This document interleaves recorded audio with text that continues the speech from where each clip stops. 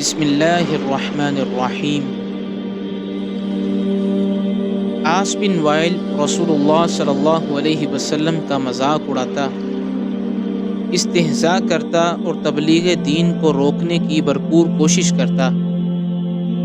اللہ تعالیٰ نے اسے بھی دنیا میں ذلیل و رسوا کیا اور آخرت کا عذاب ہمیشہ کے لیے اس کا مقدر بنا۔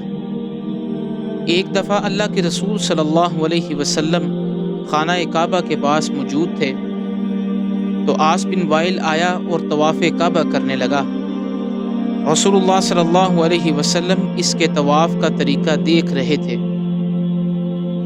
یہ اللہ کے رسول صلی اللہ علیہ وسلم کی طرف آنکھیں گھما گھما کر مذاق کر رہا تھا کہ جبرائیل علیہ السلام بھی تشریف لے آئے اور آ کر رسول اللہ صلی اللہ علیہ وسلم کے پاس ہی کھڑے ہو گئے۔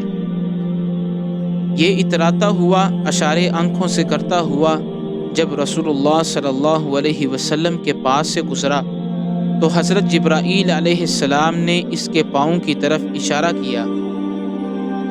اس نے طواف مکمل کیا اور اپنے گدھے پر سوار ہو کر طائف کی طرف چلا گیا۔ راستے میں اس کا گدھا ایک کانٹے دار جھاڑی کے اوپر ہی بیٹھ گیا، چنانچہ اس کے پاؤں میں ایک معمولی سا کانٹا چبھ گیا۔ اس کانٹے کا زہر اس کے سارے جسم میں پھیل گیا اور اسی زہر کی وجہ سے یہ مر گیا اور جہنم رسید ہو گیا۔ دراصل اس کے پاؤں کی طرف جبرائیل علیہ السلام کا اشارہ پہلے ہی ہو چکا تھا۔ اس طرح یہ گستاخ رسول اپنے انجام کو پہنچا۔